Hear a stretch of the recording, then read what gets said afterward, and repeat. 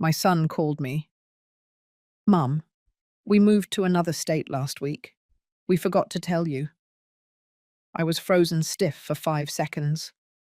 I replied, "It's all right, son. Good luck." I hung up. I opened my laptop and sent an email to my lawyer with a very special annex. 5 seconds. That was all it took for me to understand that my life had just split in two. Robert's voice sounded distant, almost mechanical, as if he were reading a script someone else had written for him. It was a Tuesday afternoon. I was preparing the turkey with mashed potatoes that my grandson, Matthew, loved so much when the phone vibrated on the kitchen table. I saw his name on the screen and my heart skipped a beat. It had been 3 weeks since I'd heard from him. "Mum, I'm calling you quickly because I'm on my way out," he began, without even asking how I was. "We moved to Austin, Texas last week. Vanessa got an incredible job there. And well, we forgot to tell you. You know how these things are. Everything happened so fast. We forgot to tell you." As if I were the next-door neighbor, as if I were the lady selling cookies on the corner, as if I weren't the woman who gave birth to him, who stayed up all night nursing him when he had pneumonia at 7 years old, who sold her grandmother's jewelry to pay for his college. "It's all right, son," I replied. My voice came out calmer than I expected. "Good luck with this new chapter." I hung up before he could notice the trembling in my hands. The silence left in my kitchen was so heavy I could feel it crushing my chest. I looked at the turkey steaming on the stovetop, the freshly baked biscuits covered with an embroidered cloth, Matthew's toys that I still kept in a basket by the dining area. All of that, which I had prepared with so much love, suddenly felt like a mockery. But I didn't cry, not at that moment. I walked toward my room with steps that seemed to weigh tons, opened my dresser drawer and took out my laptop. The one Robert had given me 2 years ago, saying, "To keep you connected, Mum. You're not getting any younger." How ironic. I sat on the edge of the bed, the same bed I shared with George for 32 years before cancer took him from me. I opened my email with trembling but determined fingers. I typed the address for Mr. Williamson, my lawyer for life. He had handled George's will. He had been there when I inherited the property in the Upper West Side, that piece of land that is now worth more than $3 million. The same property where, just 8 months ago, I agreed to let Robert and Vanessa build our family home. Our home. What a joke. I drafted the message short, direct, without drama. "Mr. Williamson, I need us to start the process we discussed last week. I'm attaching all the documentation. It's time to act." And here came the best part. The annex. That file I had been secretly preparing for months, while they thought I was just a silly, sentimental old woman. Photographs, screenshots, audio recordings, copies of the documents I signed, without reading carefully, according to Vanessa, bank statements, everything. Every documented humiliation, every lie, every cent they took from me.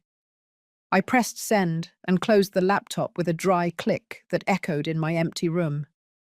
Because here is the truth that no one tells you when you are a mother. There is a moment when love meets dignity at a crossroads, and you have to choose.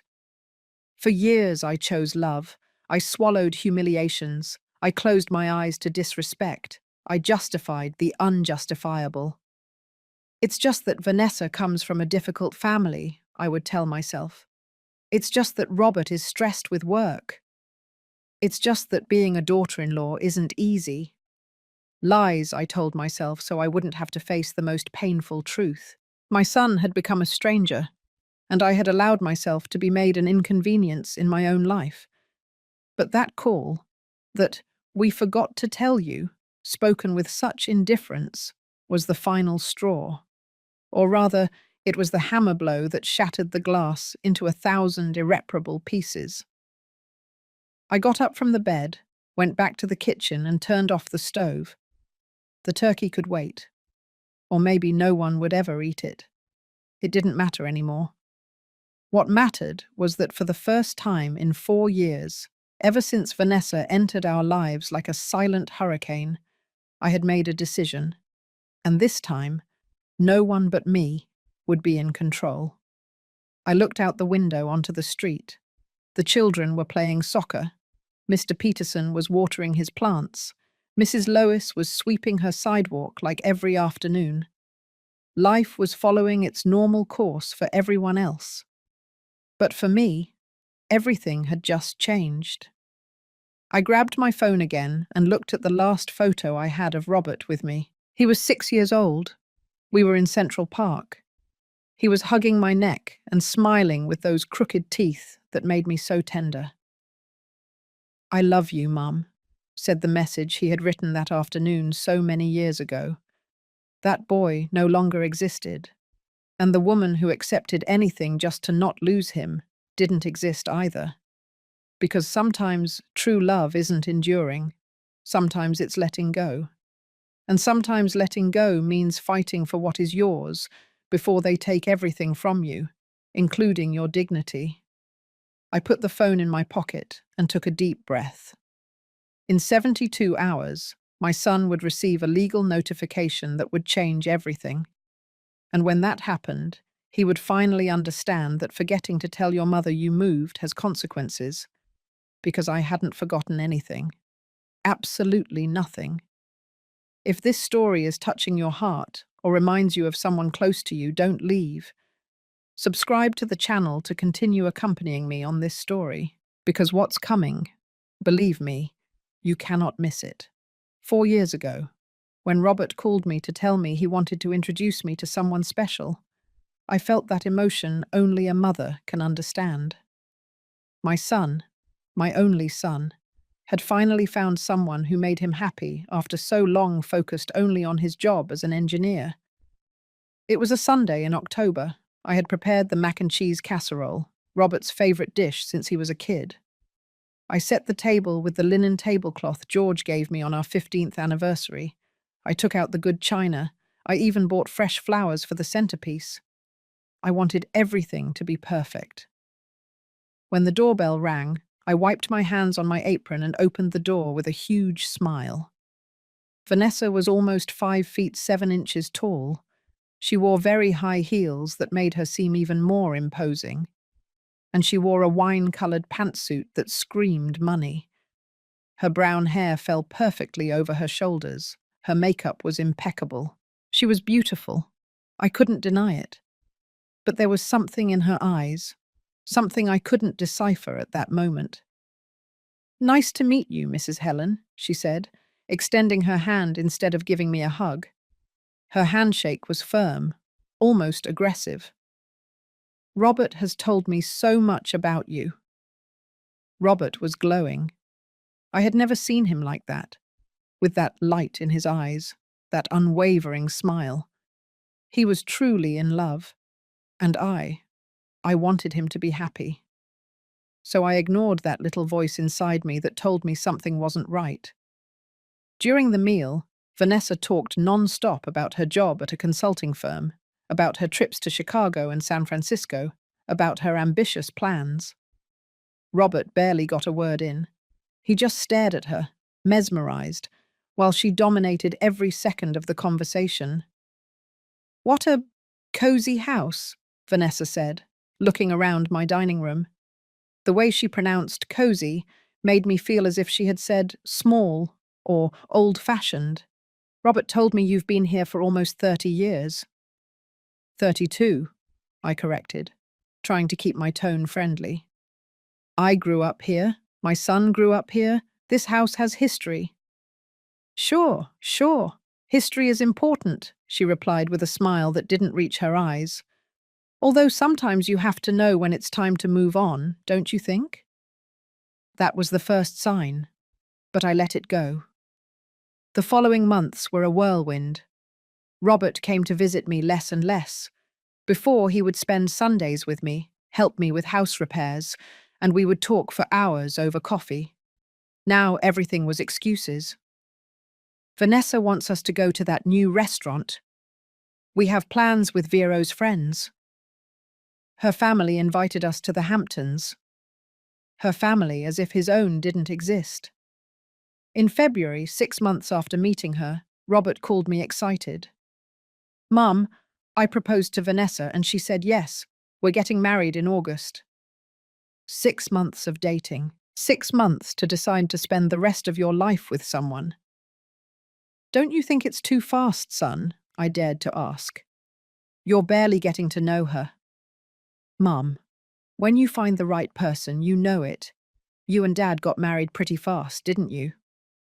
He was right about that. George and I had gotten married a year after meeting. But it was different, or so I wanted to believe. The wedding was at an elegant venue in Napa Valley. Vanessa wanted everything perfect, everything controlled. I offered to help with the expenses. After all, I was the groom's mother. Don't worry, Mrs. Helen, Vanessa told me with that condescending smile. My parents have already covered everything. You just relax and enjoy. I felt like a guest at my own son's wedding. During the ceremony, when the officiant asked if anyone had any objections, a thought crossed my mind. But I pushed it back, deep down. Robert looked so happy, so complete. Who was I to ruin that? After the wedding, things changed even faster. Robert and Vanessa moved to an apartment in Greenwich Village. A nice, modern, but very expensive place. When I went to visit them for the first time, Vanessa opened the door with a strained smile. Mrs. Helen, what a surprise. Robert didn't tell me you were coming. I talked to him this morning. He told me to stop by, I replied, carrying a container with the chili I had cooked for them. Oh, yes. Well, come in. Although I would have preferred we coordinate beforehand, to have the house presentable. The house was immaculate. Too immaculate. Like a showroom, not a home. That visit lasted 20 minutes. Vanessa had an important conference, and I understood that her job was very demanding. 3 months later, on his 34th birthday, Robert didn't answer my calls. I called him 5 times. Nothing. I sent him messages. Nothing. I spent the entire afternoon looking at the 3-layer cake I had baked for him, watching it sit there, intact, mocking me. The next day I received a brief message. Sorry, Mum. It slipped my mind. Vanessa organized a surprise party with her friends, and I disconnected from my phone. It slipped his mind. His birthday. The day I brought him into the world after 18 hours of labor. That night I cried for the first time. I cried hugging George's pocket watch, that watch he always carried, and that I now kept in my nightstand like a treasure. Oh, George, I whispered in the darkness of my room. What is happening to our son? But the worst was still to come. I couldn't even imagine what Vanessa had planned, or how she would use the mother's love I felt as a weapon against me. Because when December arrived and they invited me to spend Christmas with them, I thought things would get better. I thought maybe it was a matter of time, of Vanessa getting used to me. How wrong I was. The Christmas dinner was at Vanessa's parents' house in Beverly Hills. A mansion with 3 stories, a yard, and even a fountain. I arrived with my prime rib and my apple pie, proud to share our traditions. Vanessa's mother, Gabrielle, greeted me with feigned kindness. Oh, Mrs. Helen, you shouldn't have bothered. We already have the dinner catered here. My food ended up in the kitchen, tucked away among the dirty dishes. During dinner, I was seated at the end of the table, far from Robert. I heard laughter, toasts, conversations I wasn't a part of. At one point, Vanessa raised her glass and said, I toast to this beautiful family that welcomed me, to my parents-in-law who are no longer with us, but who would surely be proud of Robert. George wasn't there, but I was. I was there, alive, present, invisible. Robert didn't even correct his wife. He just toasted with a smile. That night I returned home by cab, alone, while everyone else was still celebrating. And there, in the back seat of that car that smelled of pine and old cigarettes, I made a decision. I was not going to beg for a place in my son's life anymore. If they wanted to push me away, let them try, but it wouldn't be as easy as they thought. The following months were like watching someone die in slow motion. Every unanswered call, every excuse, every "I'll call you later, Mom" that never came, was like tearing a piece of my soul away. February arrived with its cold air and its empty promises. On my 66th birthday, I woke up early as always. I made coffee, sat at the kitchen table, and waited. I waited for the call that always used to come at 7 in the morning without fail. The call where Robert would sing "Happy Birthday" out of tune but with all his heart, just like when he was a kid. 7 passed. 8. 9. At 10 in the morning, I received a text message. "Happy birthday, Mum. Sorry for not calling. Had a meeting early. We love you very much." We love you. Plural. As if Vanessa's love for me was real. I didn't answer. I just stared at that cold, soulless message, and something inside me broke for good. But life went on, because that's what life does.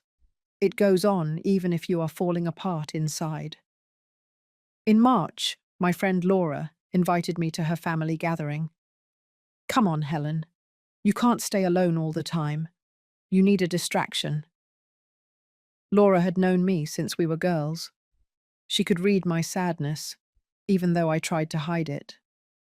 I went to that gathering, and that's where I heard the words that would confirm my worst suspicions.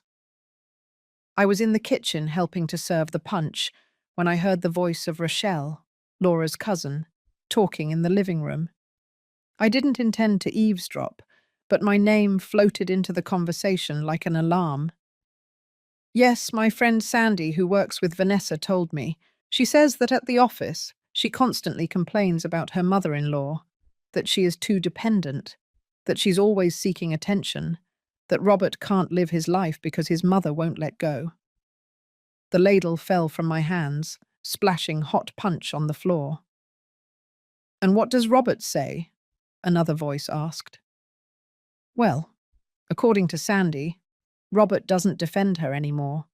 She says Vanessa has him completely dominated, that Mrs. Helen called crying one day because she hadn't heard from them in 3 weeks, and Vanessa told Robert that his mother was manipulative, that she used crying to make him feel guilty."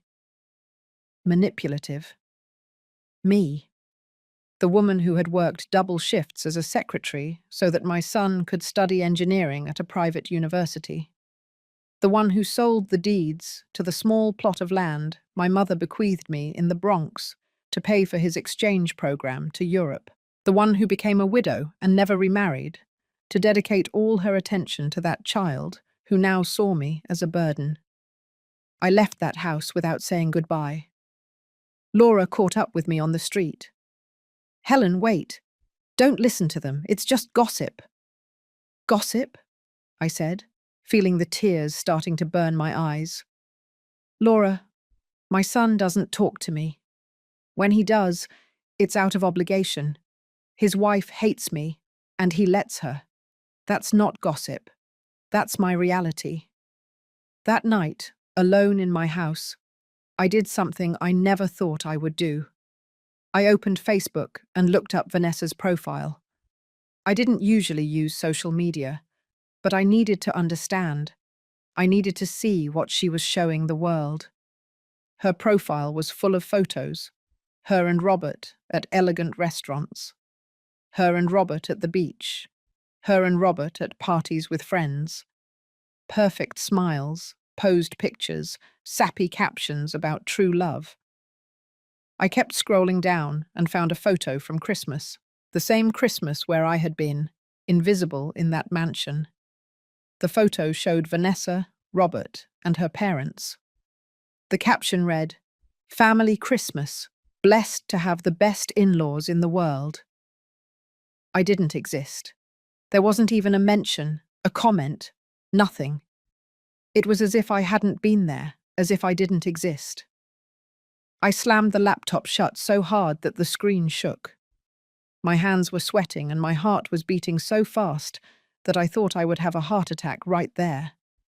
But the worst came in April, during the family dinner organized by George's sister, my sister-in-law Patricia.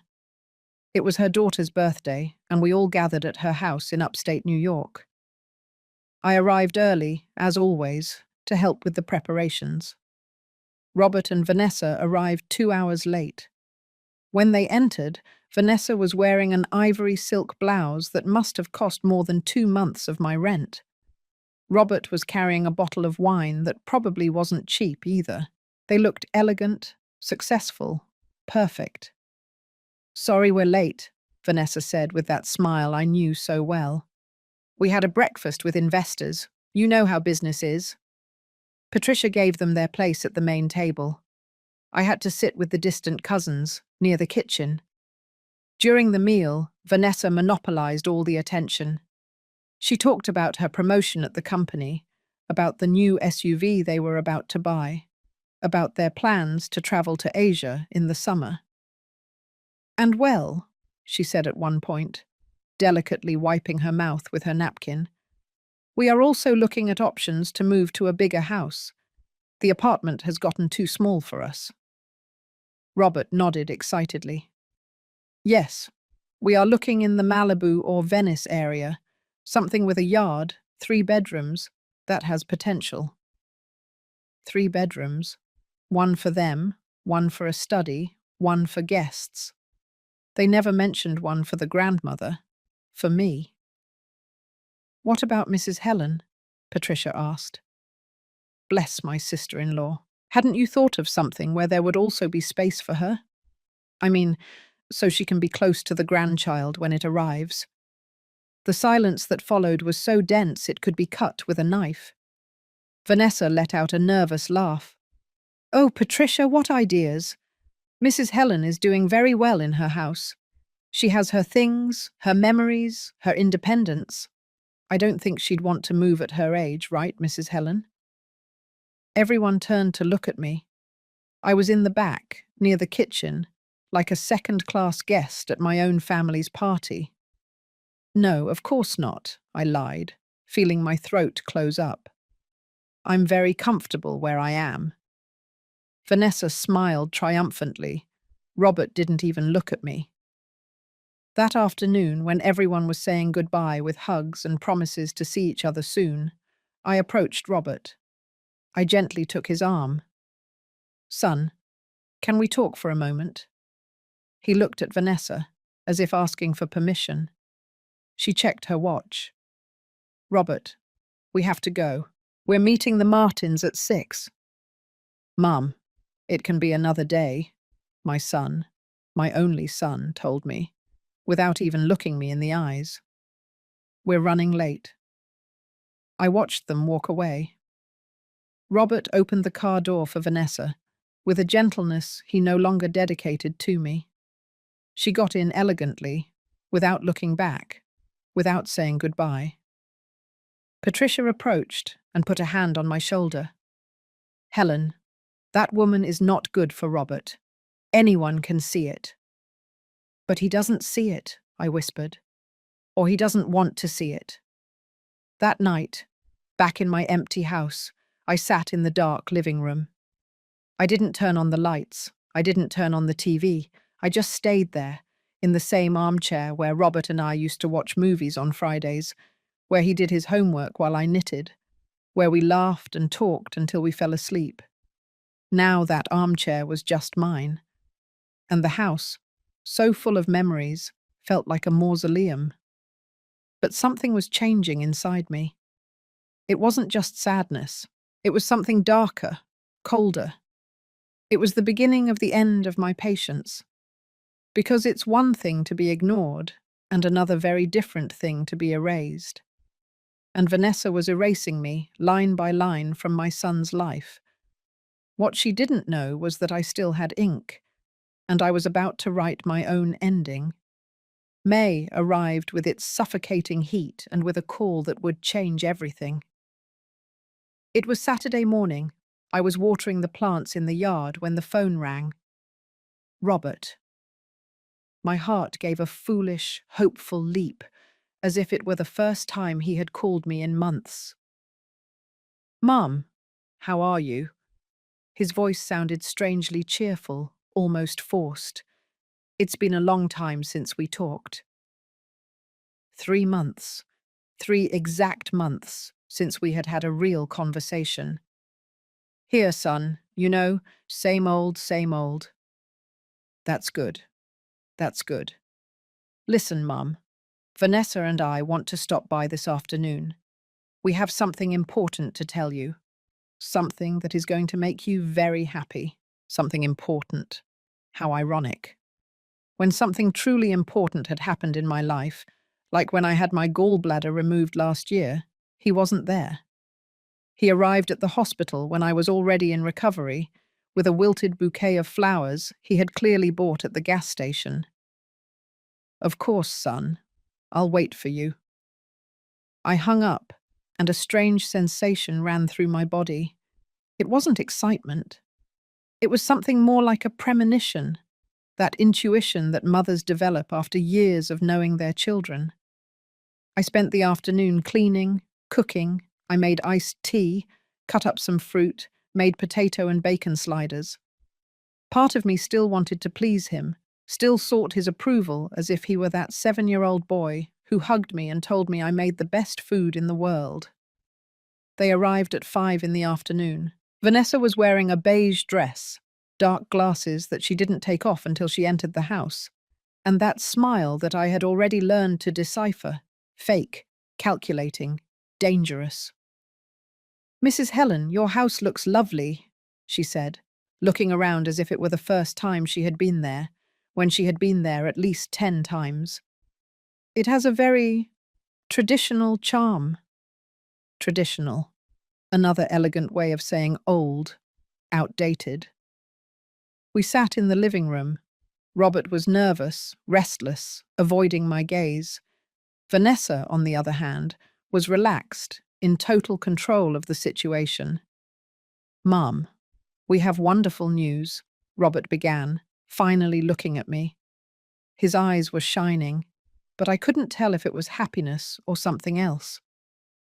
"Vanessa is pregnant. You're going to be a grandmother." The world stopped for a second. Grandmother. I was going to be a grandmother, a grandchild, the continuation of George, of me, of our family. Tears sprang up without permission. I stood up to hug Robert, but Vanessa stepped between us, formally extending her hand as if we were business partners. "Thank you, Mrs. Helen. We are very excited." I sat down again, wiping my tears with the back of my hand, trying to process the information. "But that's not all," Vanessa continued, crossing her legs elegantly. "We also want to share our plans for the future with you. Robert and I have been thinking a lot about what kind of life we want to give our baby." Here it came. I felt it in the air, in the way Vanessa leaned forward, in how Robert looked at the floor. "The apartment where we live is too small to raise a child. We need space, a yard, a place where they can grow up safe and happy." "You're right," I said, still not understanding where this was going. "You could look for a rental house while you save up to buy something of your own." Vanessa let out a little laugh that made my skin crawl. "Well, Mrs. Helen, we actually came to propose something much better, something that would benefit all of us." Robert finally spoke. "Mum, we've been thinking about your property, the one in the Upper West Side, the one Dad left you." "My property?" "The property that George bought 20 years ago with all his life savings. The property that had increased in value year after year because the area became one of the most desirable in the city. 15,000 square feet in a prime location. My inheritance, my security." What about my property? I asked, feeling my mouth go dry. Well, Vanessa took over as if it were her conversation, her decision.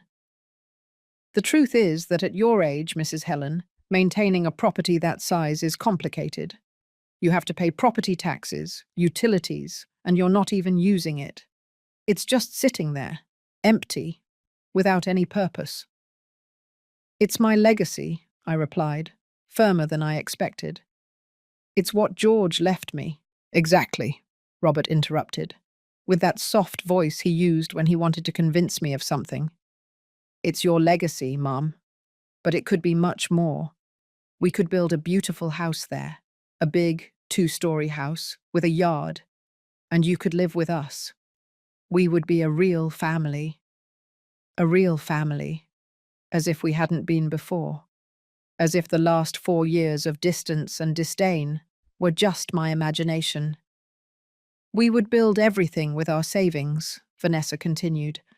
We have very good contacts with architects and contractors. We would do something modern, functional, and obviously we would have a special space for you, Mrs. Helen. Your own bedroom with a bathroom, so you can have privacy but still be close to your grandson. My own bedroom, on my own property. How generous.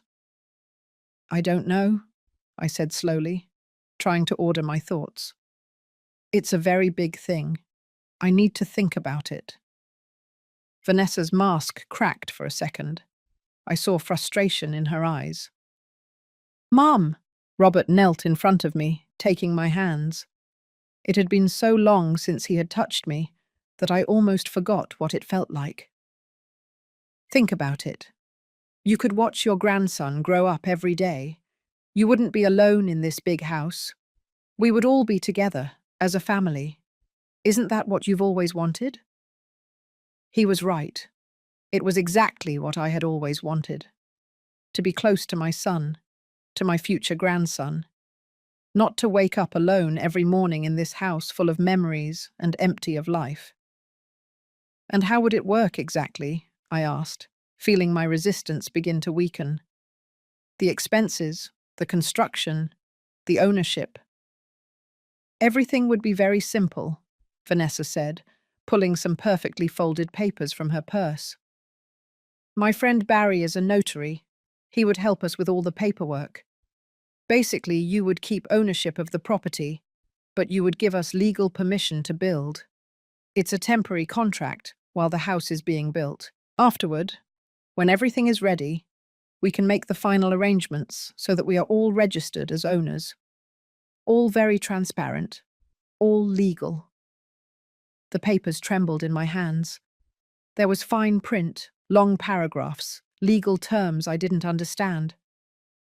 I don't know, let me read it carefully. Consult with Mr. Williamson. Mr. Williamson? Vanessa almost spat out the name. That man must be like 80 years old, Mum. With all due respect, we need up-to-date lawyers who understand how things work now. Mr. Williamson was 74 and had been George's trusted lawyer for 30 years, but Vanessa had a way of making you doubt everything, even the people you trusted most. Mum, Robert squeezed my hands. Trust me.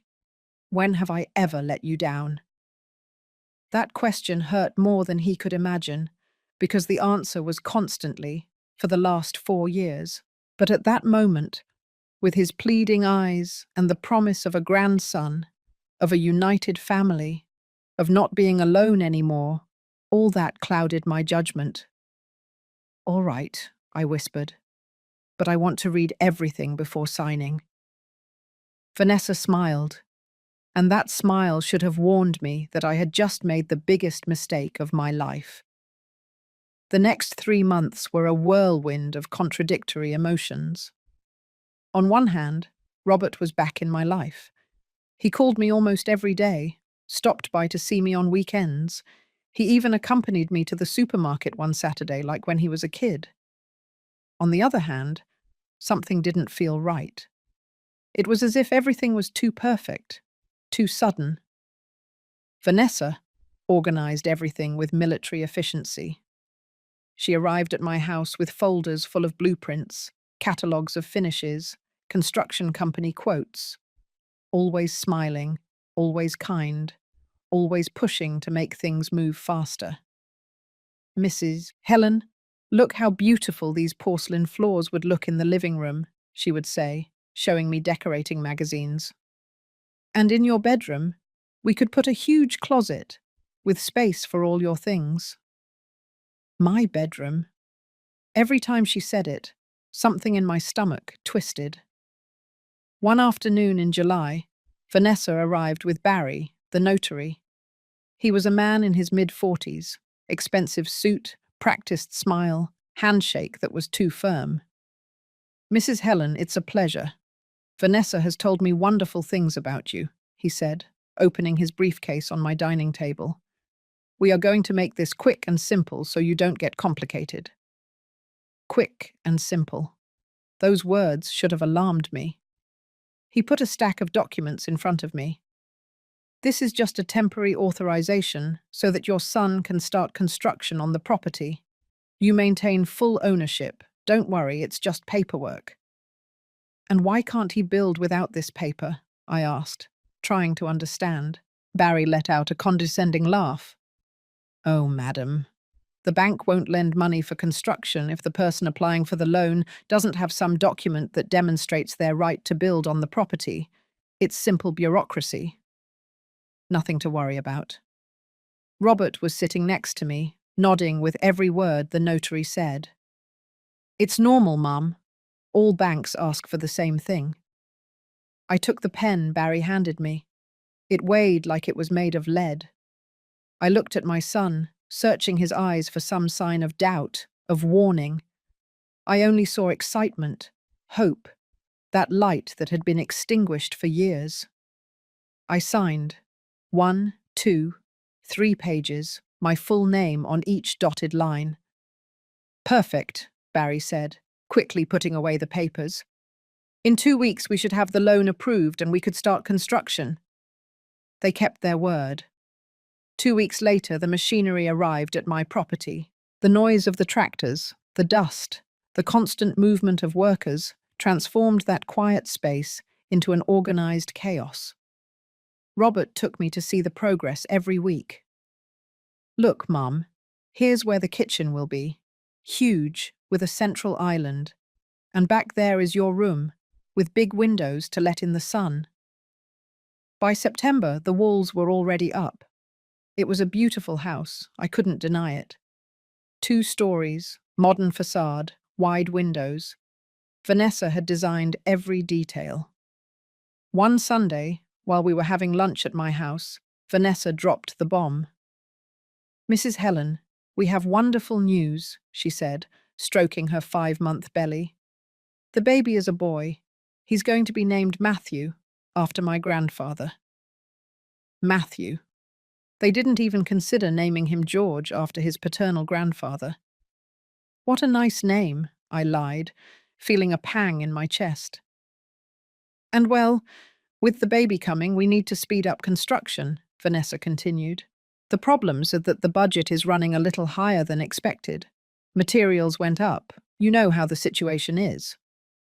Robert cleared his throat, uncomfortable. Mum, we were thinking. Well, the property is yours. The house is going to be for everyone. Could you help us with a part of the construction? There it was. The real reason for all this sudden reconciliation. How much do you need? I asked, although I already knew the answer would be high. $850,000, Vanessa said without blinking. I know it sounds like a lot, but it's an investment. It's for the house where your grandson is going to grow up. $850,000. The savings I had from my retirement, from George's life insurance, from years of work. My financial cushion, my security. It's all I have, I whispered. We know, Mum. Robert took my hand. And that's why it means so much to us. It would be your gift to your grandson. Imagine, when Matthew grows up, you can tell him that his grandmother helped build his house, Vanessa added. Besides, Mrs. Helen, when the construction is finished, the house will be worth at least $3 million. Your investment will triple. The following days were torture. Mr. Williamson called me, worried. Helen, I don't like this. Let me check the papers you signed. But it was too late. I had already said yes. I had already promised the money. And above all, I had already seen the excitement in Robert's eyes. I transferred the $850,000 to the construction company's account. I watched my bank balance drop suddenly, leaving me with barely $50,000 in reserve. That night I couldn't sleep.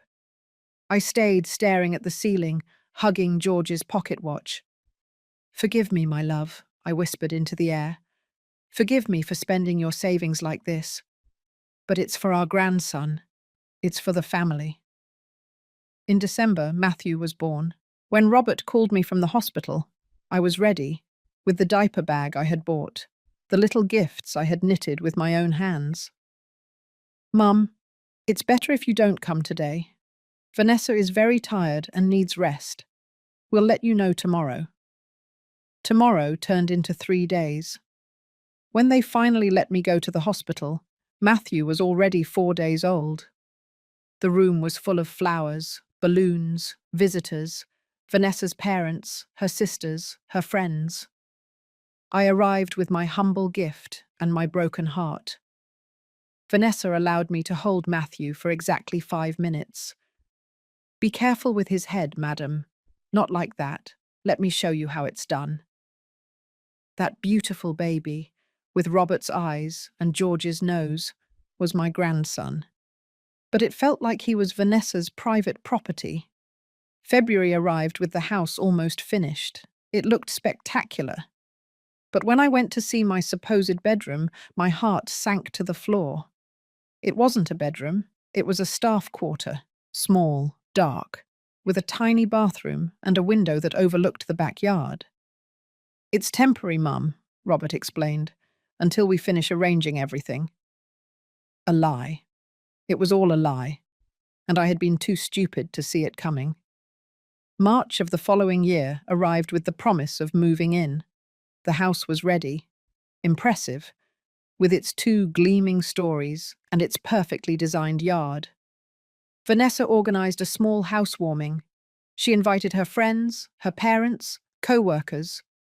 I helped in the kitchen, preparing snacks that no one thanked me for.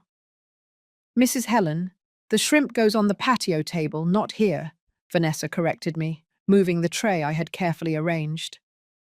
During the tour, Vanessa gave her guests. I heard every word from the kitchen. This is the master bedroom, with a walk-in closet and full bathroom. Here is Matthew's room, designed with neutral colors to stimulate his development. And this is Robert's study.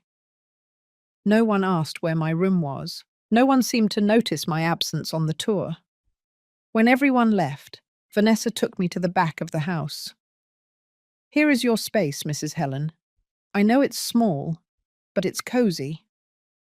Cozy. The room was barely 10 by 10 feet. The twin bed barely fit next to the old dresser they had brought from my house. The bathroom was so narrow you had to enter sideways. The window faced the neighbor's wall. It's temporary, I repeated Robert's words like a mantra. It's temporary, but it wasn't.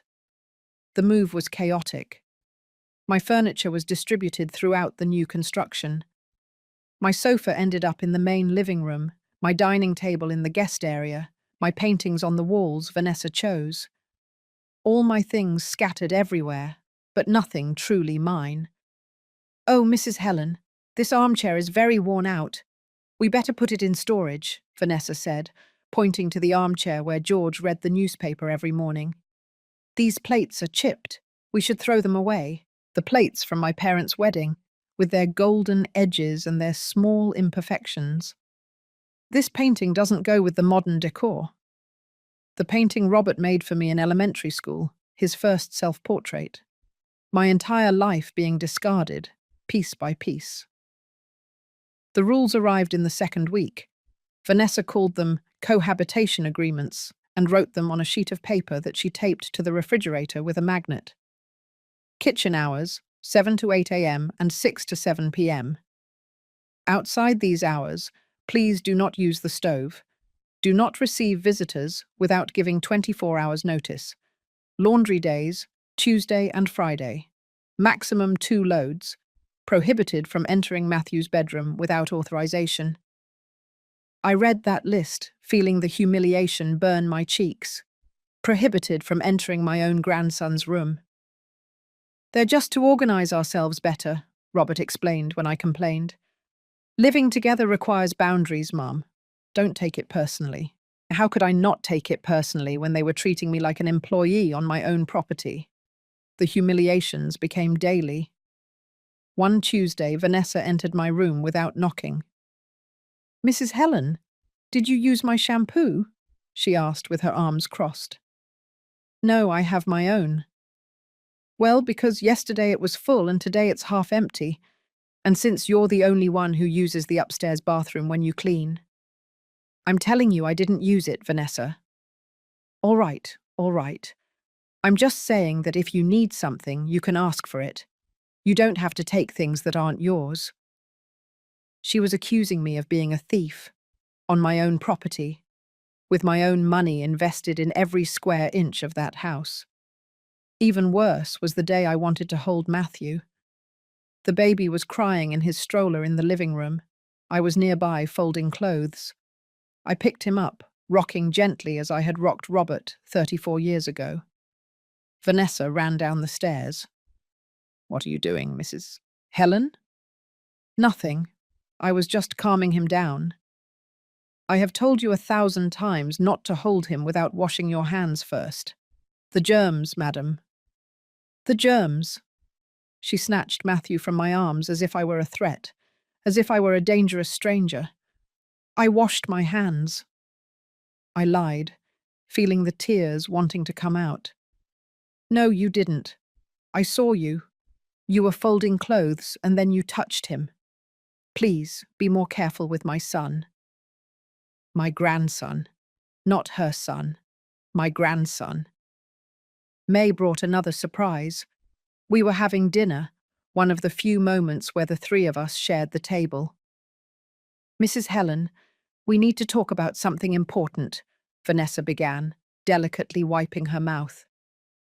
Robert stopped eating, staring at his plate. "The truth is that the household expenses are very high.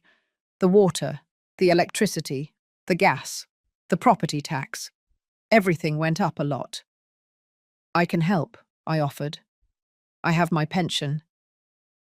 "Yes, well, that's precisely what we wanted to talk about. We believe it would be fair for you to contribute a proportional part of the expenses." "Of course, no problem." "How much?" Vanessa slid a piece of paper across the table. It was a detailed list. Electricity, water, gas, internet, property tax, maintenance.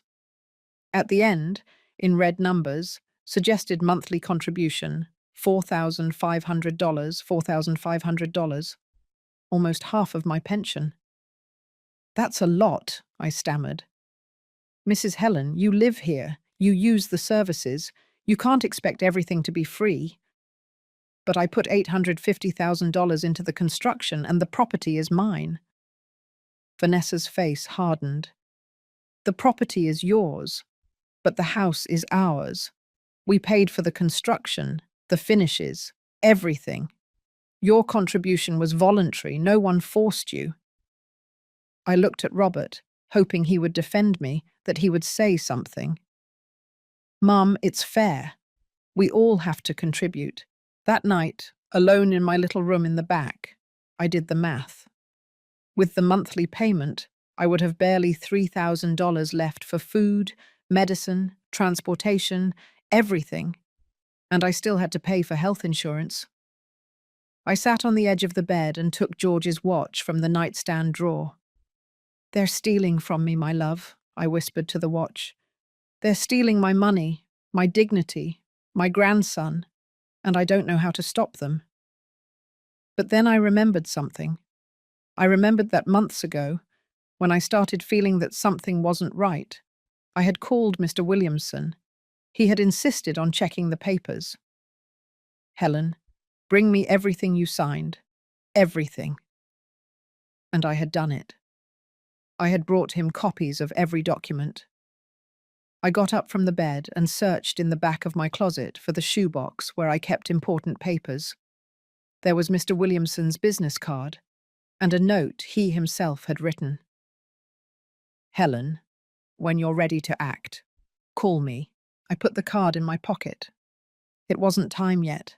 I needed more evidence, more proof, because something told me the worst was still to come. And I was right.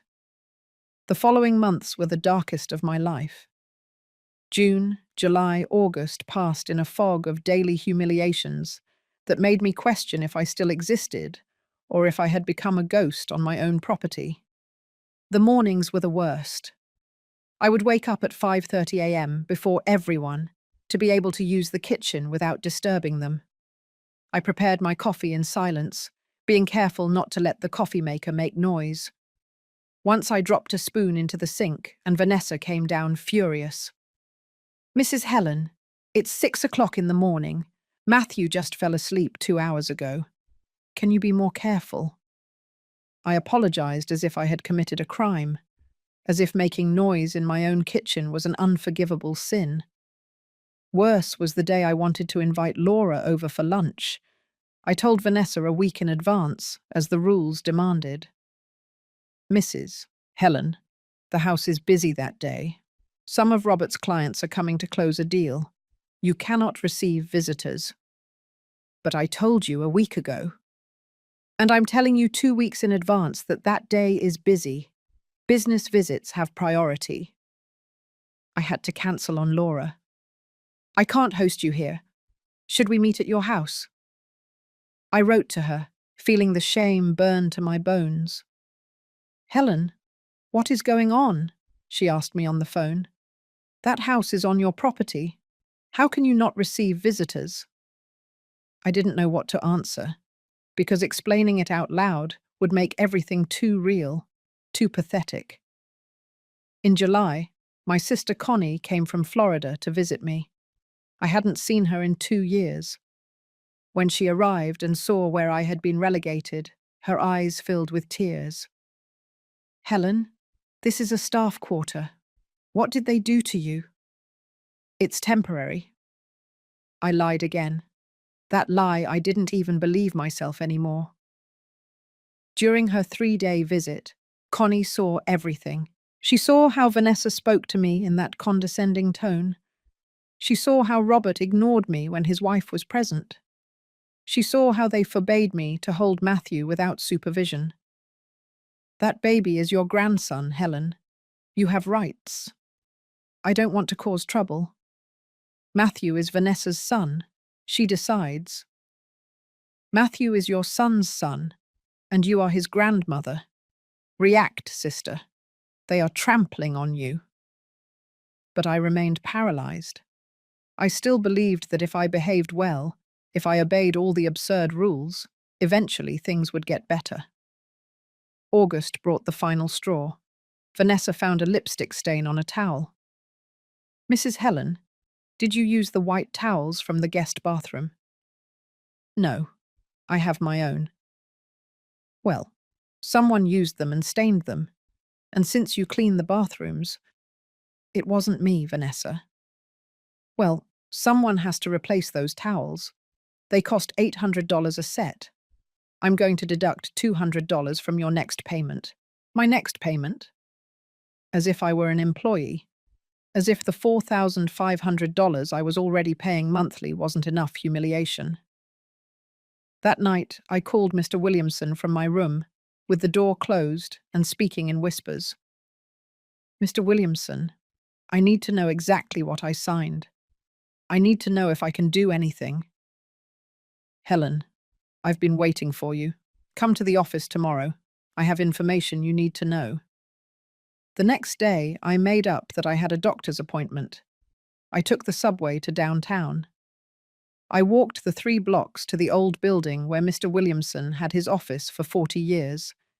He greeted me with a paternal hug. He offered me coffee, made me sit down. Then he took out a thick folder.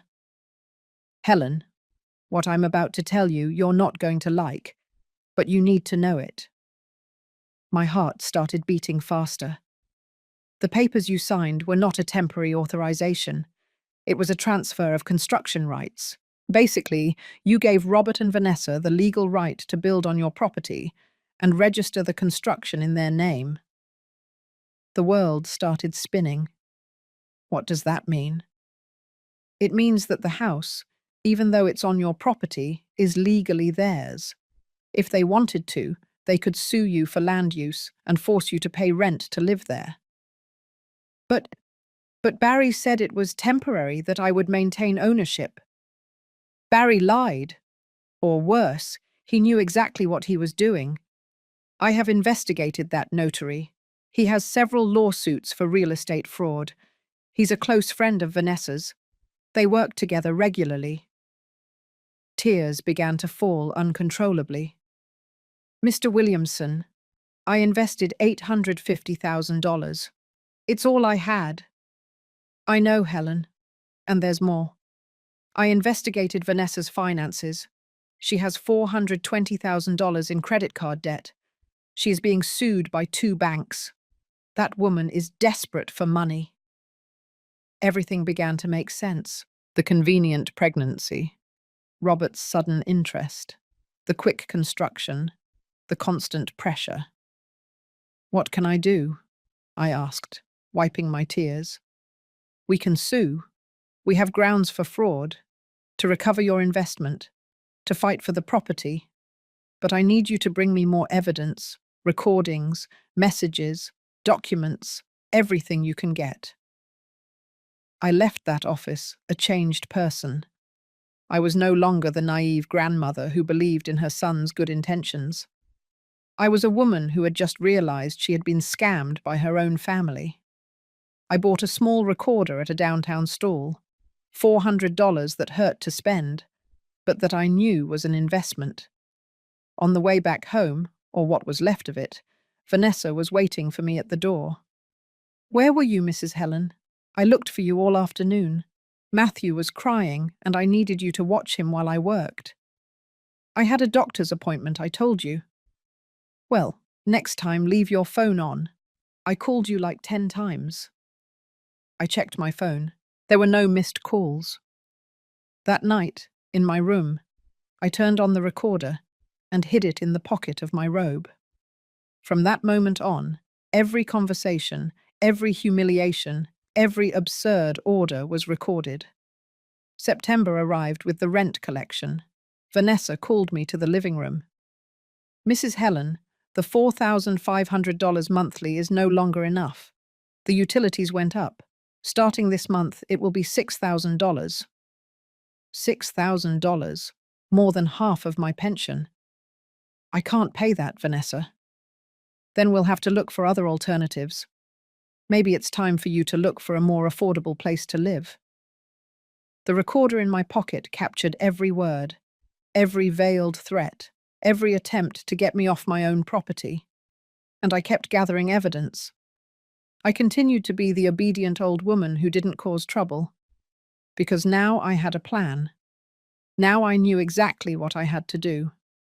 I was just waiting for the perfect moment to act. October found me transformed. On the outside, I was still the same submissive Helen, the one who asked permission to use her own kitchen, the one who bowed her head to every order from Vanessa. On the inside, I was a woman on a mission, a woman who documented every injustice with the precision of a detective. The recorder became my best ally. I carried it in the pocket of my robe, in my grocery bag, hidden among the cleaning rags when I cleaned. Every conversation was recorded, every humiliation, every threat, every lie. One afternoon, while pretending to clean Robert's study, I found something that chilled my blood. On his desk, half hidden under some papers, there was a document from the bank, a statement for a mortgage loan. I took out my phone with trembling hands and took a picture. The loan was for $1,200,000. The collateral, my property. The guarantee, the construction registered in Robert and Vanessa's name. They had used my property to go into debt, without my permission, without my knowledge. That night, I met again with Mr. Williamson. I brought him the photographs, the recordings, everything. Helen, this is fraud, major fraud. They used your property as collateral without your consent. And the loan, what was it for? Mr. Williamson investigated. 2 days later, he called me with the answer. The money was used to pay Vanessa's debts and to buy the new SUV they have. It wasn't for the construction. The construction was paid for by you with your $850,000. I sat on a park bench, where no one could hear my conversation. The world spun around me as I processed the information. I also discovered something else, Mr. Williamson continued. Barry, the notary, was disbarred from the notary college 3 months ago. The documents you signed do not have full legal validity. There are irregularities. What does that mean? It means we can fight, and we can win, but we need to act fast, before they try to legalize something else or sell the property. Sell? Can they do that? With the fraudulent documents they have, they could try. I've seen cases like this. That's why we need to move now, Helen. I spent the next few weeks preparing. Mr. Williamson drafted the lawsuit, real estate fraud, illegal use of property as collateral, falsification of documents, dispossession. We gathered all the evidence, the recordings, the photographs, the bank statements, testimonies from Laura and Connie. We also investigated Vanessa more thoroughly. Mr. Williamson hired a private investigator. What we discovered was devastating. Vanessa had 2 maxed-out credit cards. She owed $420,000, as Mr. Williamson had said, but she also had a lawsuit for fraud from a previous company where she worked. She had falsified invoices. She had been fired and sued. Robert knew none of this. My son had married a professional liar and didn't even know it. One night in November, while we were having dinner, Vanessa dropped another bomb. Mrs. Helen, Robert and I have been thinking, this cohabitation situation is not working out. Robert looked at his plate, unable to look me in the eyes. We think it would be better for everyone if you looked for your own place, a small apartment, close by. That way we would maintain our independence, but we would still be in contact. The recorder in my pocket captured every word. But this is my property, I said softly without getting upset. Yes, but the house is ours, and living all together is causing friction. You deserve your peace of mind, Mrs. Helen. We can help you with the rent for a place for the first few months, while you settle in. They wanted me out.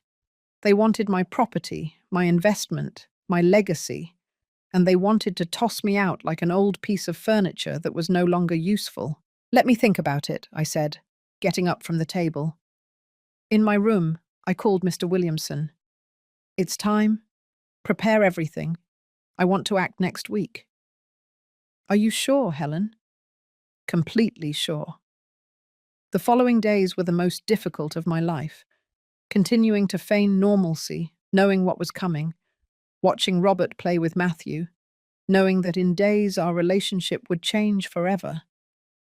Part of me still loved my son. I still wanted to believe that he was Vanessa's victim, that she had manipulated him.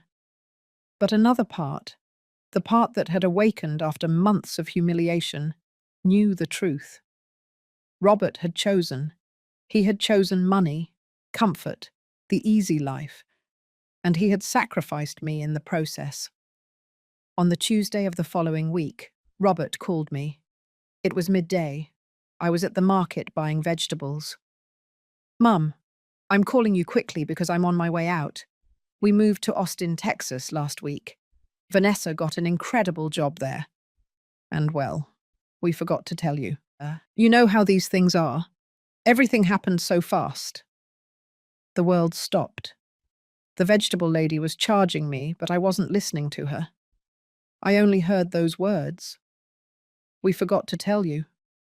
They had moved. With my grandson. With my $850,000 invested. With my property mortgaged. And they had forgotten to tell me. It's all right, son, I replied with a calm I didn't feel. Good luck with that new chapter. I hung up. I left the vegetables there, unsold. I walked straight home, went up to my room and closed the door. I opened my laptop.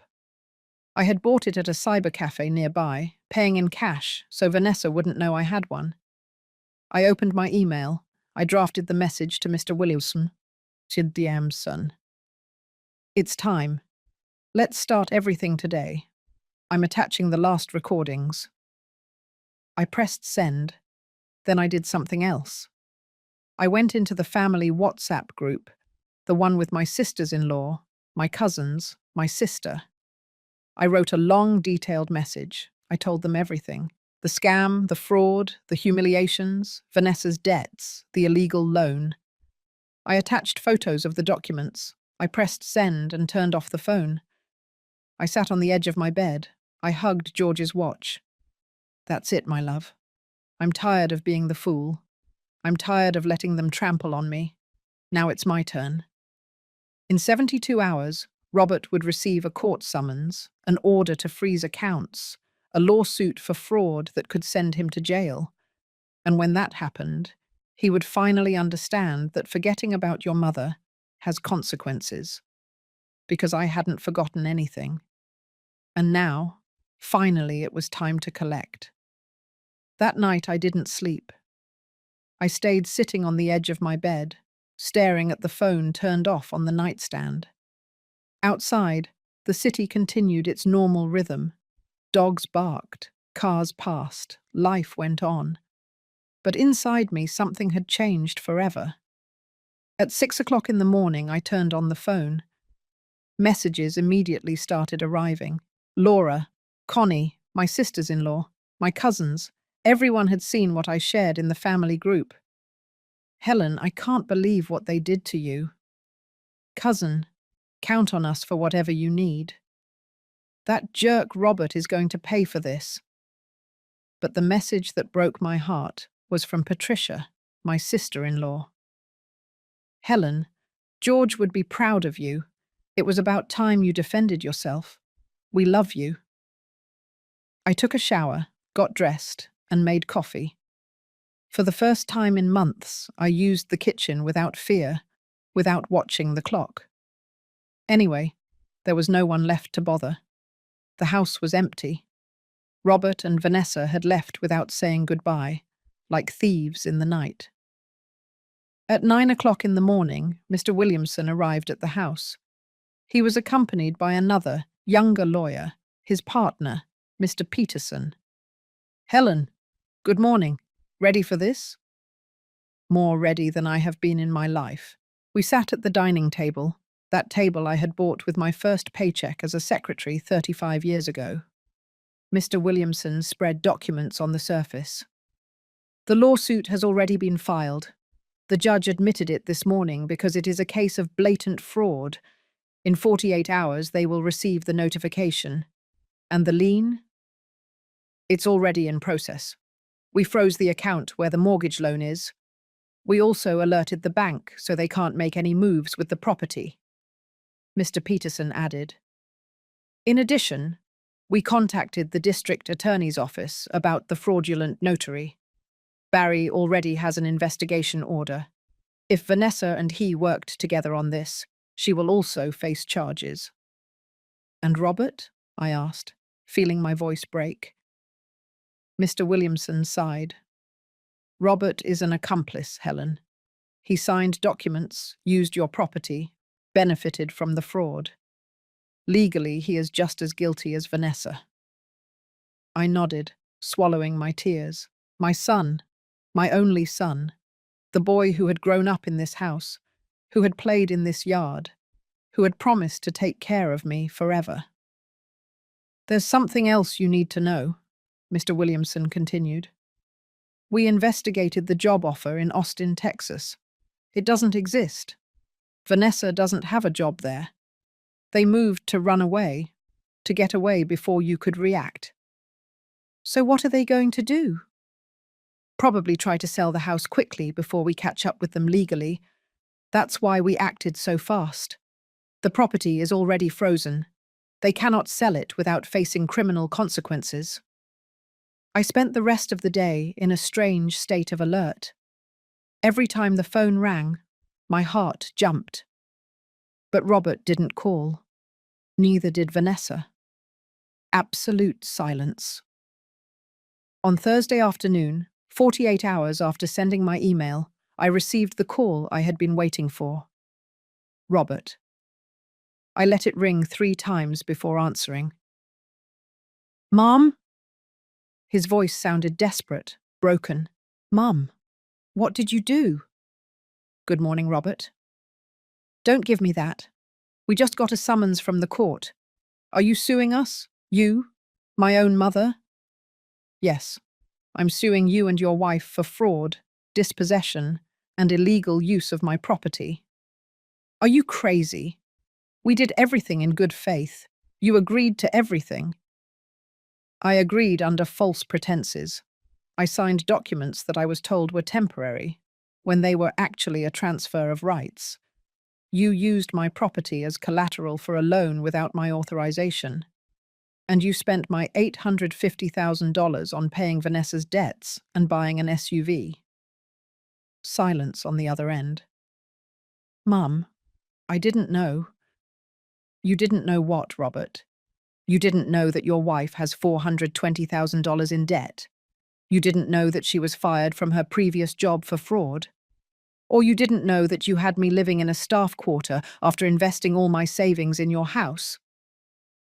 Mum, please, we can fix this. It doesn't have to go to court. You should have thought about that before moving without telling me, before forgetting you had a mother. It was a last-minute decision. Vanessa got a job and… Vanessa doesn't have a job in Austin, Robert.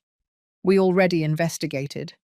You left to run away, because you knew what you had done. Another silence. Longer. Heavier. What do you want, Mum? Money? The house? Tell me what you want, and we'll fix it. I want justice. I want you to face the consequences of your actions, and I want to regain my dignity. You're going to ruin us. The lien left us with no money. We have a baby, Mum. Your grandson. My grandson, who you wouldn't let me hold. My grandson, who I forgot how to be a grandmother to when you forgot to tell me you were moving. Please. Robert's voice broke. Mum, please. I'm your son. Those words hurt more than I expected. I closed my eyes. I squeezed George's watch that I was carrying in my pocket. That's exactly why it hurts so much, Robert. Because you are my son, and yet you betrayed me. Mum. You have a preliminary hearing on Monday. I suggest you get a good lawyer. Mr. Williamson will not be merciful. Wait. Don't hang up. I hung up. I turned off the phone. I sat on the living room sofa, the same one where Robert used to fall asleep watching cartoons. The tears I had been holding back finally came out. I cried for the son I had lost, for the family I would never have, for the years of humiliation I had endured, believing that love could overcome anything. But I also cried with relief, because for the first time in years I had defended my dignity. I had said enough. And although it hurt, although it broke my heart, I knew I had done the right thing. Laura came over that night with food.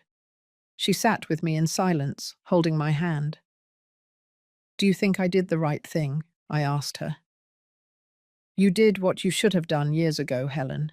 No one has the right to treat you like that, not even your own son.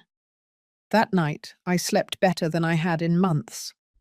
Without a hidden recorder, without fear of making noise, without absurd rules taped to the refrigerator.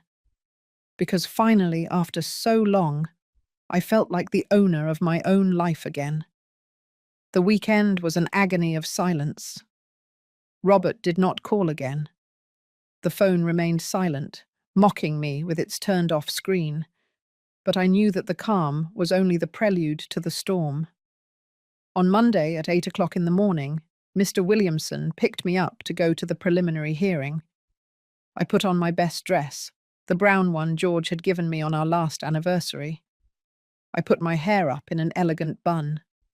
I wanted to look dignified, strong, not like the broken old woman they had tried to make me. The courthouse was downtown. Old building, echoing hallways, people waiting on worn wooden benches. Mr. Williamson led me to a small room. "Breathe, Helen. You'll see that everything will be fine."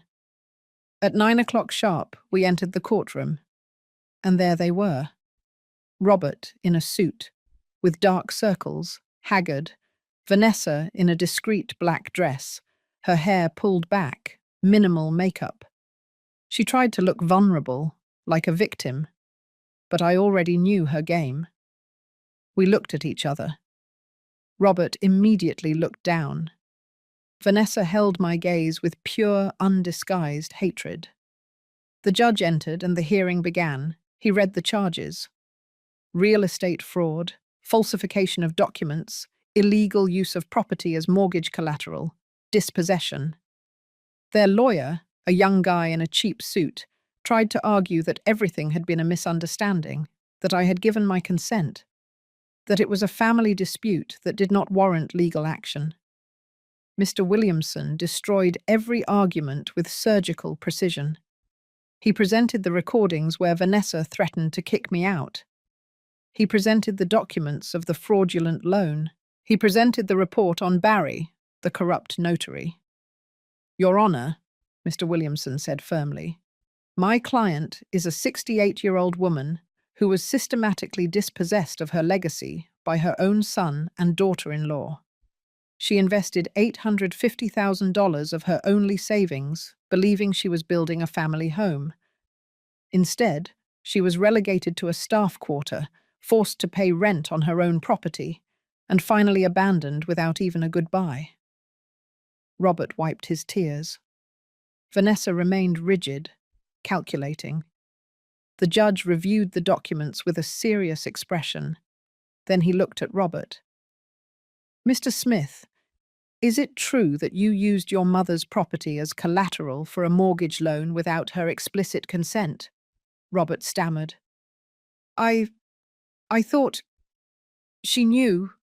"Yes or no, Mr. Smith?" "Yes, Your Honor." "And is it true that you moved your residence without informing the owner of the property where your home was built?" "Yes, but—" "Enough." The judge closed the folder with a dry thud. "I declare the lawsuit admissible. The lien on the property and bank accounts is maintained. A criminal investigation is ordered against Ms. Vanessa Rogers for her relationship with the notary Barry Hill. Next hearing in 30 days for the presentation of additional evidence." The gavel fell. Vanessa abruptly stood up. "This is unfair. That manipulative old woman tricked us. She signed everything voluntarily." "Order!" the judge shouted. "Ms. Rogers, one more outburst, and I will hold you in contempt. Be dismissed." We left the room. In the hallway, Robert caught up with me. He looked devastated, as if he had aged 10 years in a week. "Mom, please, let's talk. This doesn't have to destroy our family." "Robert, you destroyed our family when you decided that I didn't matter." "It was Vanessa. She convinced me of everything. I didn't know about her debts, her legal problems. She lied to me." Vanessa approached like a caged beast. "Now you blame me. You agreed to everything. You signed the papers. Because you told me it was normal, that all families did it that way." I watched them fight and felt a strange mix of sadness and satisfaction. The perfect mask of their marriage was falling apart. Mr. Williamson took my arm. "Let's go, Helen. You don't have to witness this." But Vanessa wasn't finished. She stood in front of me with her arms crossed. "This isn't over, madam. We're going to fight. We're going to prove that you gave us everything voluntarily. And when we lose everything because of you, you will never see your grandson again." That threat hit me in the chest. Matthew, my innocent grandson, in the middle of all this mess. "Matthew is the only thing that hurts me in all of this," I replied with a trembling but firm voice. "Because he is not to blame for having a fraudulent mother and a cowardly father. But I'm not going to let you use that child as a shield to get away with it. You are a bitter woman who can't stand to see her son happy." "I would be happy to see my son happy. But you are not making him happy, Vanessa. You are just dragging him down into your pit of lies and debts." Robert stepped between us. "Enough, both of you."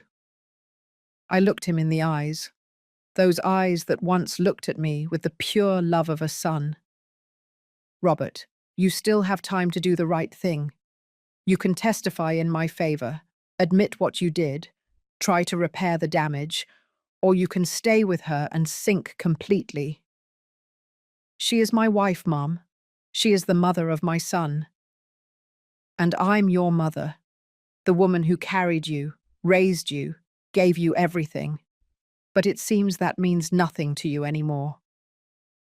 I turned around and walked toward the exit with Mr. Williamson. Behind me, I heard Vanessa's screams, Robert's crying, the chaos of their world crumbling. Outside, the sun shone with an almost offensive intensity, as if the universe ignored that my heart was broken into pieces.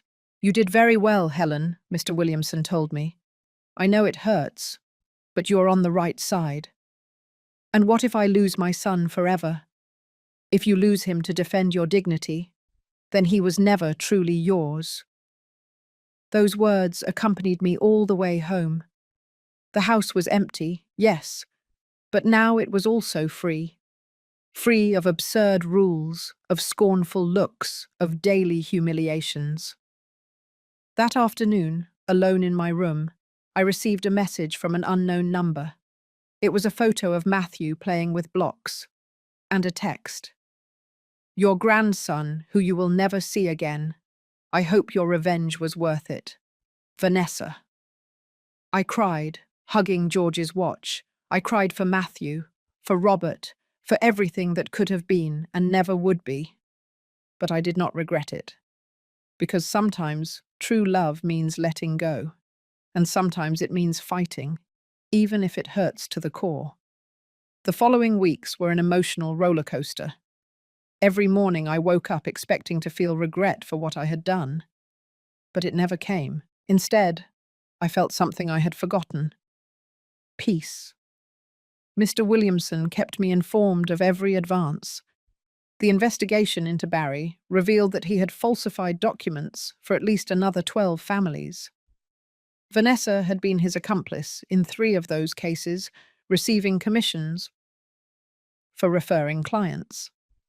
She was a professional scam artist, and Robert had just been her most convenient victim. "Helen, there's news," Mr. Williamson told me one late November afternoon. "Robert wants to talk to you. No lawyers, no Vanessa, just the 2 of you." My first instinct was to refuse, but something in me, that part that was still a mother, needed to hear him. We met at a neutral coffee shop, one of those impersonal places, full of people who didn't know us. Robert arrived 15 minutes late. He had several days of beard growth, deep, dark circles. His suit was wrinkled. He looked destroyed. He sat across from me without saying anything for a long minute. He just looked at me as if he were seeing a ghost. "Mum, he started, but his voice broke. "Speak, Robert. That's why you came. You were right. About everything. Vanessa lied to me from the beginning. The debts, the previous frauds, her relationship with Barry. None of what she told me was true. And when did you realize? 2 weeks ago. I found emails between her and Barry. They planned everything before they even met me. She investigated me, Mum. She knew about the property you inherited from Dad before I even mentioned it to her. She sought me out on purpose. Those words should have given me satisfaction, but I only felt sadness. Sadness for my son. So naive, so manipulated. And Matthew? Robert's eyes filled with tears. Vanessa is using him. She is threatening not to let me see him if I testify in your favor. She says she will say I am a negligent father, that I let you mistreat our son. Me? Mistreat Matthew? I could barely hold him. I know, Mum, and I'm sorry. I'm sorry for everything. I'm sorry for how we treated you. I'm sorry for stealing from you. I'm sorry for not defending you when she humiliated you. I'm sorry. His voice was lost in sobs. Seeing my son cry broke my heart, but I wasn't going to give in. Not yet. Robert, apologies are fine, but I need more than words. I know. That's why I came. I'm going to testify. I'm going to tell the truth about everything, about how Vanessa planned everything, about the fraud, about how we treated you. I'm going to face the consequences. And Vanessa? I already filed for divorce. Mr. Williamson referred me to a lawyer. I'm going to fight for custody of Matthew, although I know it will be difficult. I reached my hand across the table and touched his. It was cold, trembling. Son, you did terrible things. You hurt me in ways I didn't know were possible. But you are still my son, and if you are willing to do the right thing, to face the truth, then we can try to rebuild something. Will you forgive me? Forgiving you will take time. Trusting you again will take even longer. But I'm willing to try. As long as you understand one thing, I will never again allow myself to be treated the way I was treated. I will never again be the convenient mother who accepts crumbs of attention. I don't want you to be that, Mum. I want you to be my mother, the strong woman who raised me, the one who taught me that doing the right thing sometimes hurts, but it's necessary. 2 weeks later was the second hearing. This time Robert sat on my side. His testimony was devastating. He told everything. How Vanessa manipulated him, how they planned to use the property, how they relegated me to the staff quarter, how they charged me rent. Vanessa looked at him with pure hatred as he spoke. Her lawyer tried to discredit him, but the evidence was overwhelming. The emails between her and Barry, the falsified documents, the testimonies from neighbors who had seen how they treated me. The judge listened to everything with an increasingly severe expression. When the declarations ended, he took just 5 minutes to deliberate. I have seen many cases in my career, but this one is particularly painful, he began. A mother dispossessed by her own family, an elderly woman treated as an inconvenience on her own property. Vanessa tried to interrupt, but her lawyer stopped her. Therefore, he ruled in favor of the plaintiff, Mrs. Helen Smith, the immediate return of the amount of $850,000 is ordered, plus interest and damages. The mortgage loan is annulled after being obtained through fraud. The ownership of the construction is reverted to Mrs. Smith. Vanessa jumped up, screaming, "We don't have that money, it's impossible." Then the construction will be seized and auctioned. The proceeds of the sale will cover the debt. Furthermore, Ms. Rogers will face criminal charges for fraud. And Mr. Smith, Robert tensed. Mr. Smith has cooperated fully with justice and has shown genuine remorse. Therefore, he will not face criminal charges, but he must pay a fine of $100,000 for his involvement. The gavel fell. I had won. Outside the courthouse, Robert hugged me. Thank you for giving me a chance, Mum. Now you have to prove you deserve it. And he did. The following months were slow reconstruction. Robert moved to a small apartment. He fought for and won joint custody of Matthew. Every Sunday he came to visit me with my grandson. The house built on my property was auctioned off. A young couple bought it for $2,800,000. After paying debts and legal costs, I was left with $1,200,000. With that money, I sold the entire property for $3,800,000. The total gave me $5 million. I bought a small but bright apartment in Queens. 2 bedrooms, a balcony with plants, a view of a park. My space. Only mine. I donated $500,000 to a foundation that helps elderly women who are victims of family abuse, because I was lucky to know Mr. Williamson, to have resources to fight. Many do not. The rest I invested wisely, this time with a real financial advisor. One Sunday afternoon, Robert came with Matthew. The boy, now 2 years old, ran to my arms shouting, "Grandma!" I melted. 6 months after the court resolution, my life was completely different. I woke up one morning in May in my apartment. The sun was streaming through the white curtains that I myself had chosen, and for the first time in years, I felt something I had forgotten. Joy. The apartment in Queens had become my sanctuary. Small, yes, but every corner was mine. The ivory-coloured walls I painted with Laura's help, the geranium pots on the balcony, the photo of George in the living room next to a new one of Matthew. Here no one told me what time I could cook or when to wash my clothes. Robert kept his word. Every Sunday he arrived with Matthew, and little by little we rebuilt something resembling a relationship. It wasn't the same as before. It probably never would be, but it was honest. There were no more masks, no convenient lies. "Mum, I brought your favourite dessert," he told me that Sunday, entering with a box of pastries from the corner bakery, that traditional bakery we used to visit when he was a kid. Matthew ran straight into my arms. "Grandma, look at my dinosaur." I knelt down to his level, forgetting for a moment about my knees that were no longer the same, and admired his toy with genuine interest. "It's beautiful, my love. What's its name?" "Its name is George, like my grandpa who is in heaven."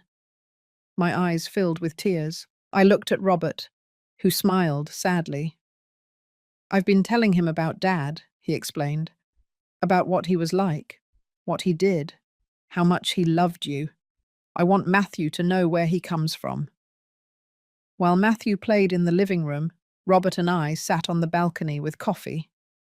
"How are things with Vanessa?" I asked, not out of morbid curiosity, but because her situation affected my grandson. "The divorce was finalized last week. She has partial custody, but with supervision. The judge didn't trust leaving her alone with Matthew after everything that came out in the trial." "And how is she?" Robert sighed. "I don't really know. She moved in with her parents in New Jersey. She's facing fraud charges along with Barry. Her lawyer says she'll probably get a suspended sentence for being a first-time mother, but she'll have a record." "Do you hate her?"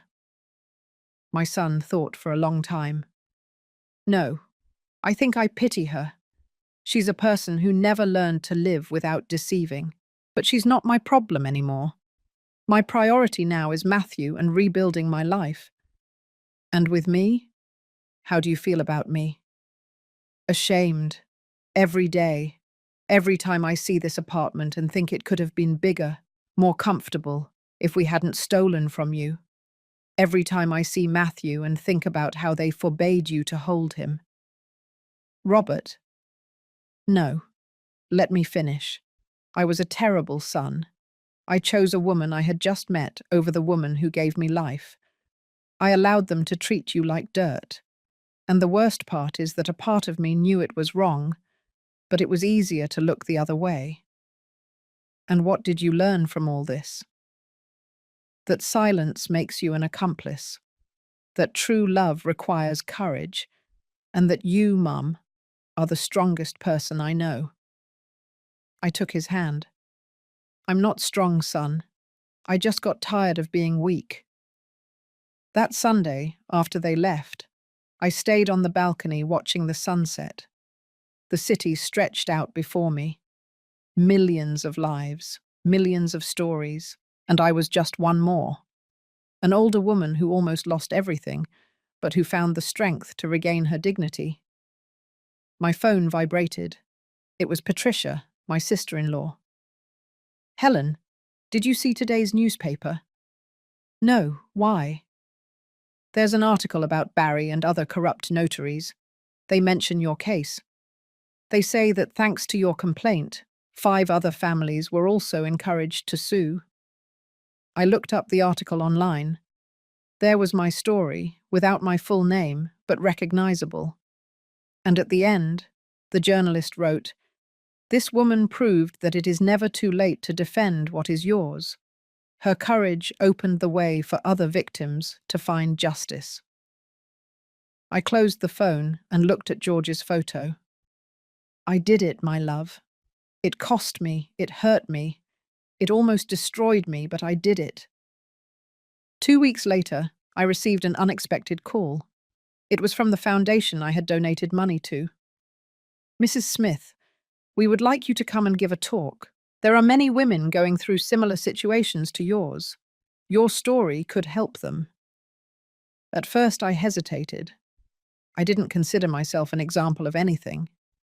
But then, I thought of all the Helens in the world, the ones who were in that staff quarter, swallowing humiliations, believing that love means enduring everything. I accepted. The talk was at a community center in Brooklyn. There were 40 women, most over 50, all with stories of family abuse, dispossession, manipulation. When I finished telling my story, many were crying. A woman about 70 years old approached afterward. "I've been living with my daughter and son-in-law for 10 years. They treat me like a servant, but I thought that's how it had to be, that I had no choice." "There is always a choice," I told her, taking her hands. "Maybe it's not easy, maybe it hurts, but your dignity is worth more than the comfort of staying silent." Those words became my new purpose.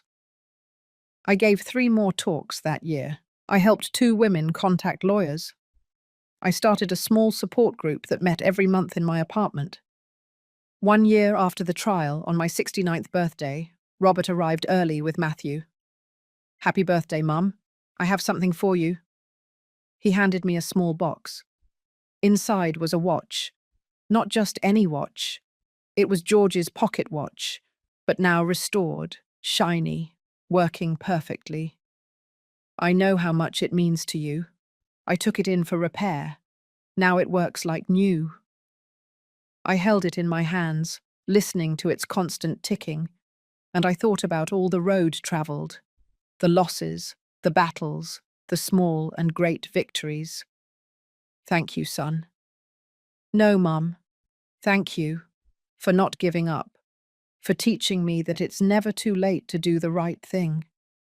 That night, alone again, but no longer lonely, I sat on my balcony with a cup of tea.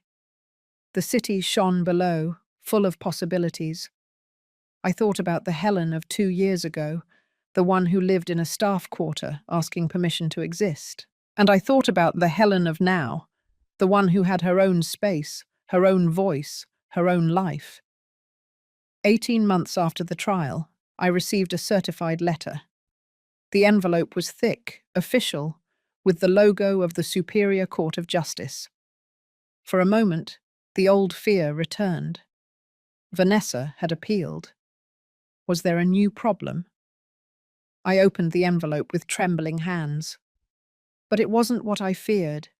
It was a notification that the case had been definitively closed. Vanessa had been sentenced to 2 years of suspended prison and 5 years of probation for fraud. Barry had received 4 actual years. Everything was officially over. I called Mr. Williamson immediately. "You saw it, didn't you?" he said with a satisfied voice. "Complete justice, Helen. It doesn't always happen this way." "Mr. Williamson, I can't thank you enough for everything you did for me." "Helen, I just did my job. You did the hard part. You had the courage to defend yourself when it would have been easier to stay silent." That afternoon, I decided to do something I had been postponing. I went to the cemetery where George rested. I hadn't visited his grave in months, busy with my new life, with rebuilding everything I had lost. I cleaned the gravestone carefully. I changed the wilted flowers for fresh gladiolus, his favourites. I sat on the bluish grass, not caring about dirtying my skirt. "It's all over now, my love," I told him softly. "I regained our dignity. I regained the value of what we built together. And although it almost cost me our son, I think in the end I regained him too." The wind blew gently, moving the leaves of the trees. I wanted to believe it was George telling me he was proud. "I wish you could see Matthew. He looks so much like Robert when he was little. He has that same loud laugh, that same curiosity about everything, and he calls me Grandma with so much affections that sometimes I forget all the bad things that happened." I stayed there for another hour, telling him everything. The Sundays with Robert, the talks at the community centre, the women I had helped, my apartment that smelled of coffee and fresh flowers every morning. When I got up to leave, I left something next to the flowers. It was a photocopy of the final sentence. I wanted George to know somehow that I had fought for what he had left me. The following Sunday, Robert arrived with news. "Mom, I got a promotion, regional manager.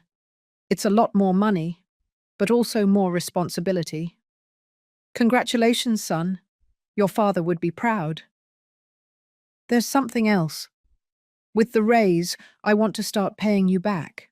Not everything. I probably can never fully compensate for the $850,000, but I want to try." "Robert, I don't need it." "Yes, you do. And I need to do it. Please, let me try to repair at least some of the damage." I accepted. Not because I needed the money, but because I understood that it was part of his healing process. Every month, Robert deposited $10,000 into my account. It wasn't much for him with his new salary, but for me it represented something more valuable than money. It represented responsibility, maturity, redemption. In October, I turned 70 years old. Robert organized a surprise party in my apartment.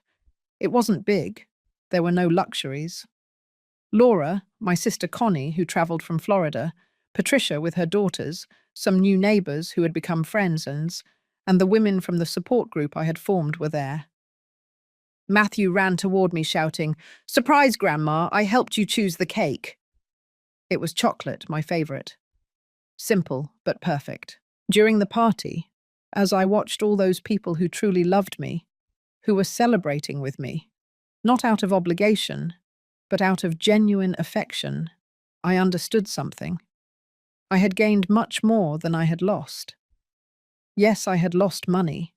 I had lost years of relationship with my son. I had lost the illusion of the perfect family.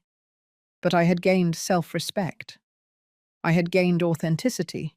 I had gained the certainty that I could survive, that I was stronger than I thought. At the end of the night, when everyone had left, Robert stayed to help me clean up. "Mum, can I ask you something?" "Of course, son." "Have you forgiven me? Truly, not just in words." I stopped, putting down the plate I was washing. I looked him straight in the eyes. "Do you know what I learned from all this, Robert? That forgiveness is not an event, it is a process. There are days when I see you with Matthew and my heart is filled with love, and I feel like everything is behind us. There are other days when I remember that staff quarter and I still feel anger. I understand. But what I can tell you is that I chose to let go of the resentment. Not for you, but for me. Because carrying that weight was killing me. So yes, I have forgiven you. But forgiveness does not mean forgetting. It means remembering without pain. Robert nodded with tears in his eyes. That's all I can ask for. That night, after he left, I sat on my balcony like every night, but this time, with George's watch in my hands, listening to its constant ticking. I thought about the Helen who answered that call almost 2 years ago, the one who heard "We forgot to tell you" and felt her world collapse. That Helen was broken, lost, resigned. Now I was different, not better or worse, just different. One who knew how to set boundaries, one who understood that self-love is not selfishness, one who had learned that sometimes you have to break everything to rebuild better. The city shone before me with its millions of lights, its millions of stories, and I was just one more. But I was mine, completely mine. I closed my eyes and breathed deeply. The cool night air, the distant sound of traffic, the scent of the gardenias on my balcony. All of that was real. All of that was mine. And for the first time in years, that was more than enough. 2.5 years after that call that changed my life, I found myself sitting on my balcony again, but this time with a notebook in my hands. One of the women in the support group had suggested I write my complete story. Mrs. Helen, what you went through needs to be told. There are thousands of women who need to know they are not alone, that they can get out of this. So I started writing. Not to publish a book or anything grand, just to leave a testimony. So that one day when Matthew grew up, he could read these pages and understand why his grandmother did what she did. It was a sunny Saturday in March when I finished the last page. That very day, Robert arrived with unexpected news. "Mum, Vanessa is leaving the country. She got a job in London, England. She's taking Matthew." My heart skipped a beat. "What about joint custody?" The judge authorized the move. Vanessa met all the requirements of her probation. She's been going to therapy. She paid all the fines. The judge considered that it's better for Matthew to have stability, even if it means living far away. And how do you feel? Devastated, but also relieved. Vanessa needs to start over, away from all of this. And maybe, just maybe, that will make her a better person. For Matthew. Did you forgive her too? Robert paused. I don't know if the word is forgive, but I understood that she is also a victim of her own lies. She grew up believing that money and appearances were everything. She never had an example of real love. In a way, Mum, she's a poorer than us, even if she has that job in Europe. A week later, we all went to the airport. Vanessa looked different. No excessive makeup, simple clothes, her hair pulled back in a simple ponytail. She almost looked human. When she saw me, she hesitated. Then she approached with Matthew by the hand. "Mrs. Helen, she began, but the words got stuck. "Take good care of my grandson," I said simply. "He's the only thing that matters now." She nodded, her eyes glistening. "I will, and I'm sorry for everything. I know it's not enough, but it's the truth." "Then I wish you well, Vanessa. Truly." I knelt in front of Matthew, who was now 3.5 years old. "My love, you're going to a very beautiful place with your mummy. But Grandma will always be here, right? We'll talk on video calls. I'm going to send you letters and drawings." "And my dinosaur George?" he asked in his little voice. "Your dinosaur George is going to watch over you from here, my angel, and your grandpa in heaven too." I hugged him with all my heart, trying to store that moment in my memory for the difficult days that would come. We watched them go through security. Matthew turned back 3 times to wave goodbye with his little hand. Robert was crying silently next to me. "My son is leaving, Mum. He's going far away. But not forever. He'll come back on vacations, and when he grows up, he will decide where he wants to be." On the way back home, Robert walked me to my apartment.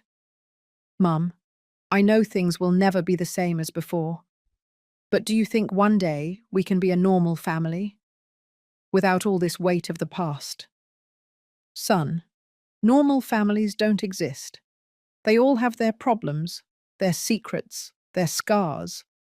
What matters, is if we are willing to heal together. And are you willing?" "I've been willing for 2.5 years, Robert. Waiting for you to finish processing everything. Waiting for you to grow up enough to understand what family really means."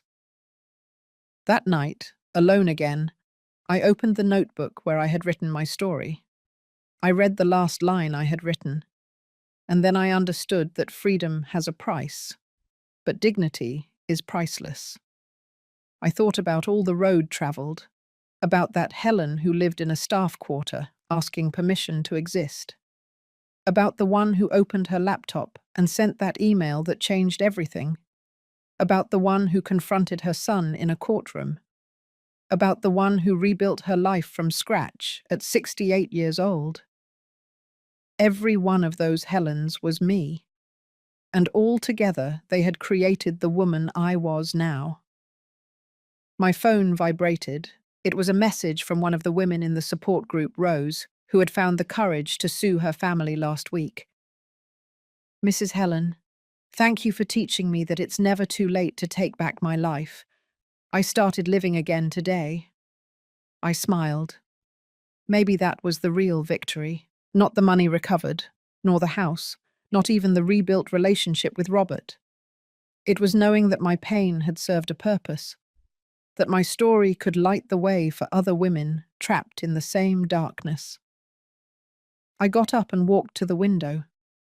The city stretched out before me, alive, pulsating, full of stories like mine. Stories of women who learn late but learn eventually, who fall down but get back up, who lose but gain the most important thing, themselves. I took George's watch from the table. "We did it, my love. It wasn't how we thought, but we did it. Our son learned. Our grandson will know where he comes from. And I became myself again." The clock showed 10 o'clock in the evening. A new day would begin in 2 hours. A new day where I would choose how to live, what to do, who to be with. A new day of freedom. Because in the end, that's what I had won.